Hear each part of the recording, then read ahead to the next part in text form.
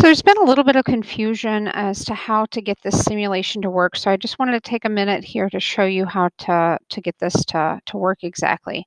What you need to do is you need to drag over these bars. These bars will then allow you to put energy into the atom. They should stay in place here. There we go. So it'll stay in place, and then you can excite the atom and watch this. This is what you're supposed to be watching as this happens. So your electron is going to gain energy up to that point, and then it's unstable, so it falls back down. When it falls back down, it's going to release energy. The energy is being released with this wavelength.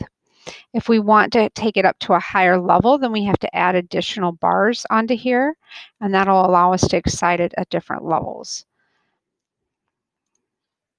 So if you want to add it and get the energy all the way to the top, you would have to add all of these energy signs or values up to the top, and then you can excite it and get it to work out, and you'll see that it'll fall back down. It'll give you a value here.